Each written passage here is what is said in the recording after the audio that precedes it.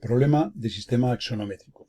Situar los puntos A, B y C en un sistema cartesiano de ejes según las coordenadas A 142, 105, B 65, 92, C 107, 157. Estos puntos definen el triángulo órtico del triángulo de trazas con el plano del cuadro de un sistema axonométrico. Se pide primero dibujar el triángulo de trazas con el plano del cuadro. Segundo, establecer el tipo de axonométrica así definida. Tercero, escalas gráficas. Y cuarto, dibujar el cuerpo generado a girar el segmento PQ alrededor del eje Z. P nos dan las coordenadas de P 0, 0, 0 y Q 4, 0, 10. De forma que el punto Q describa una circunferencia de radio 4 centímetros, situada en un plano paralelo al X o Y. Bien, lo primero entonces que tenemos que hacer es posicionar en un sistema cartesiano de ejes. Ya se sabe que un sistema cartesiano de ejes son dos ejes perpendiculares, el eje X y el eje Y. De modo que el eje X lo ponemos en posición horizontal y el eje Y lo ponemos en posición vertical. Las coordenadas A, B y C de los puntos A, B y C que se dan, como se puede ver, tienen solo dos coordenadas, solo existen dos. La primera es la X y el segundo la Y, expresadas en milímetros. Y eso es lo que vamos a hacer a continuación. Colocar esos tres puntos A, B y C en un sistema cartesiano de ejes. Por tanto, dibujamos una línea horizontal y una línea vertical. Esta sería el eje X y este sería el eje Y de las coordenadas que se nos han aportado. Hacemos una circunferencia de radio a la primera coordenada y al cortar aquí en este punto del eje X subimos vertical con la segunda coordenada. De esta manera tendremos el punto A. Repetimos la operación para el punto B, dibujamos una circunferencia de radio a la primera coordenada y hacemos una vertical con la medida de la segunda coordenada y tenemos el punto B. Y repetimos la operación haciendo centro en el origen y con radio la primera coordenada y vertical con la segunda y tendremos ahí el punto C. De esta manera tenemos los puntos A, B y C de un triángulo que nos dicen que es el triángulo órtico de un triángulo de trazas con el plano del cuadro. Vamos a recordar el concepto de triángulo órtico, de un triángulo dado. Para ello, supongamos que tenemos aquí un triángulo cualquiera, pues hallamos las alturas de este triángulo. Pues la altura es la perpendicular desde este vértice a este lado, y hacemos lo mismo con la altura perpendicular a este lado y la altura perpendicular a este lado. Obtenemos aquí los tres pies de las alturas, que serían este punto, este y este. Esos puntos unidos constituyen el triángulo órtico del triángulo original. Este triángulo órtico tiene como propiedad que lo que han sido alturas del triángulo original son bisectrices del órtico, con lo cual esta línea es bisectriz de este ángulo del triángulo órtico. Por tanto, como nosotros lo que tenemos aquí en la figura izquierda es el órtico de uno concreto, pues vamos a ampliar un poquito, pues entonces nosotros simplemente vamos a hacer las bisectrices de esos tres ángulos. De modo que ahora ya simplemente tendremos que estas bisectrices son alturas del original. Entonces ahora por este punto, por este y por este trazaremos perpendiculares a cada una de estas bisectrices, de modo que de esta manera tendremos los lados del triángulo original, del cual el triángulo ABC es órtico. Obsérvese que esta línea es perpendicular a esta bisectriz, y haríamos lo mismo con las otras bisectrices, trazando por el vértice B una perpendicular a esta bisectriz, y prolongándola, y trazando por el vértice A una perpendicular a la tercera bisectriz. Y este sería un triángulo de trazas. Lo que ocurre es que la colocación de este triángulo de trazas, pues digamos, no es la que estamos acostumbrados a trabajar con ella. Normalmente aquí, tal y como están dados los datos, se supone que esto está dado para que pensemos que este es el eje Z, este es el eje X y este es el eje Y, lo cual va a significar que para dibujar el triángulo de trazas en la postura, en la posición con la que nosotros estamos generalmente familiarizados para trabajar, pues lo que vamos a hacer va a ser hacer paralelas a estos lados, que son perpendiculares a los ejes. Y de esa manera, pues tendremos el triángulo, digamos, de trazas con el plano del cuadro. Es decir, por un punto cualquiera de este eje, haremos esta línea que es paralela a esta y por tanto perpendicular a este eje. Y haremos lo mismo. Prolongaremos el eje Y, que es este eje de aquí de la derecha, y por este punto haremos una paralela a este lado, y tendremos aquí la otra traza, y prolongando el eje Z, que sería esta línea vertical, y cerrando el triángulo, tendríamos aquí el triángulo de trazas. Digamos que este triángulo de trazas es un triángulo semejante con lados paralelos a este otro. Y este es con el triángulo de trazas con el que vamos a trabajar normalmente. Dicho esto, vamos a poner aquí en la parte derecha de la figura para trabajar con los elementos estos que hemos obtenido y responder a la segunda pregunta del problema. Nosotros lo que vamos a hacer va a ser hacer el abatimiento del plano X o Y. Para ello dibujamos esta semicircunferencia de este diámetro, prolongaremos el eje Z hasta cortar a esa semicircunferencia y tendremos aquí en este corte el punto O abatido que nos va a permitir, uniendo este punto con este y uniendo este punto con este, definir los ejes abatidos, que nos van a servir para tener lo que serían las escalas axonométricas o la graduación de ejes, que también lo podemos llamar, y también los coeficientes de reducción.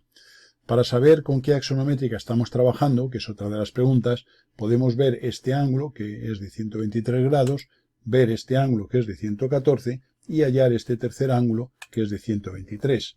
Con lo cual, al tener dos ángulos iguales, sabemos que es una dimétrica.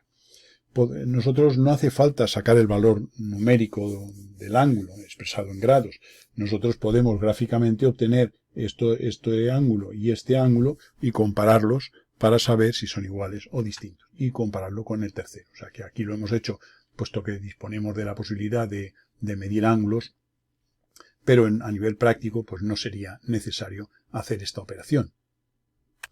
Simplemente lo que haríamos sería comparar los ángulos, como decimos. Entonces haríamos centro aquí, dibujaríamos una circunferencia y esto nos daría una cuerda, otra cuerda y otra cuerda. Si existen dos cuerdas iguales, obsérvese que esto mide 76,1 y 76,1 y una tercera que es distinta, pues significa que este ángulo y este ángulo son iguales, como ya habíamos predicho anteriormente, y este ángulo es distinto. Esto sería la forma de medirlo. O sea, mediríamos la longitud de esta cuerda, de esta cuerda y de esta cuerda. Y de esa manera comparamos los valores angulares, habiendo quedado entonces que este ángulo y este ángulo son iguales y este distinto, lo cual significa que estamos trabajando en dimétrica.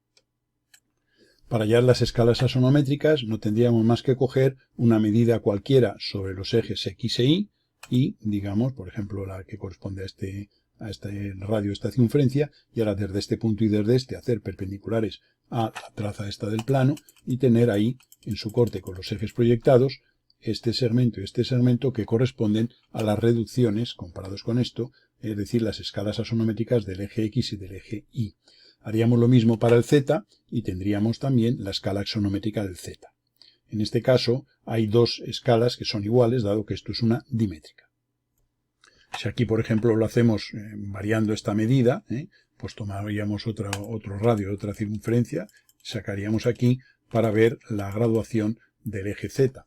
De todas formas, vamos a ver una cosa, y es que ahora tomaríamos aquí cualquier medida, haríamos una perpendicular, tendríamos que hacer una circunferencia de igual radio para poder comparar los valores y que fueran realmente escalas axonométricas. Bien, dicho esto, vamos a continuar con el problema. La última parte consiste en ver la superficie que se engendra al girar una línea PQ alrededor del eje Z. De modo que P es el punto de coordenadas 0, 0, 0, según el enunciado, y Q era el punto de coordenadas 4, 0, 10. Bien, nosotros lo que vamos a hacer aquí va a ser poner la medida de 4 en el eje X abatido, levantar una perpendicular para tener aquí los 4 reducidos.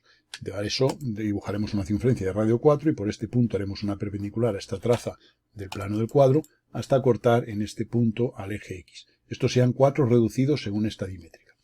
Para ver la reducción del eje Z de los 10 que hay que poner en la coordenada Z, pues vamos a batir el plano XZ. Para ello, lo que dibujaremos esta semicircunferencia de diámetro esta traza, prolongaremos el eje Y y en su corte con la semicircunferencia tendremos este punto O abatido que unido con este determina el Z abatido. Como este Z lo tengo ya en verdad magnitud, igual que tenía aquí el X, llevaré los 10 centímetros correspondientes a la coordenada Z de ese punto y por este punto haré una perpendicular a esta traza hasta cortar al eje Z proyectado. De modo que estos serían ya los 10 reducidos en esta dimétrica para el punto Q. Y ahora ya simplemente pues haremos por este punto una paralela al eje y por este punto una paralela al eje Z y en su corte tendremos aquí el punto Q, que es el que queríamos, digamos, establecer. Entonces ahora el segmento PQ es una generatriz porque en el fondo al girar el punto Q alrededor de este eje Z en un plano paralelo al XY, lo que se está describiendo es una circunferencia que en perspectiva se va a representar según una elipse. Y entonces esa elipse lo que tenemos es que va a ser, en abatido va a ser esta circunferencia. Y entonces vamos a dibujar, como está en un plano paralelo al XY, vamos a dibujar esa elipse proyectada sobre el XY. Para ello nos auxiliamos de la afinidad existente entre la figura abatida y la proyectada. De modo que este punto y este es la pareja de puntos afines y este sería el eje de afinidad. Sería aplicar simplemente la afinidad de una circunferencia. Para ello tomaremos una pareja de diámetros perpendiculares de la circunferencia, de modo que uno de ellos sea paralelo a la traza, al eje de afinidad, y el otro perpendicular. Y ahora con esa pareja, pues lo que vamos a hacer va a ser hallar sus afines. Vamos a ejecutar el proceso en esta parte derecha, hemos ampliado ligeramente la figura, y entonces para que se vea mejor, entonces haremos un diámetro paralelo a la traza del plano, del cuadro, y uno perpendicular. Y ahora ya por afinidad sabremos que este que es paralelo a este eje de afinidad tiene por afín a este que es paralelo, y se conserva la medida, y ahora ya auxiliándonos de que este punto tiene por afín a este, y este punto tiene por afín a este, vamos a hallar, por ejemplo, el afín de este punto con este eje de afinidad o recta de puntos dobles. Para ello uniremos este punto con este mediante una recta. Esa recta la prolongamos hasta cortar aquí, uniríamos con este punto y por este hacemos una paralela a la dirección de afinidad y nos da este punto, que es el extremo del eje menor de esa elipse. Por simetría, haremos aquí, concentro aquí con este radio un arco de circunferencia y tendríamos ahí el otro.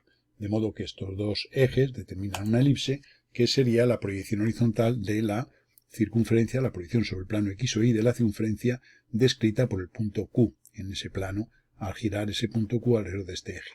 De modo que desplazaríamos esta elipse a la parte superior y aquí tendríamos ya la base real del cono.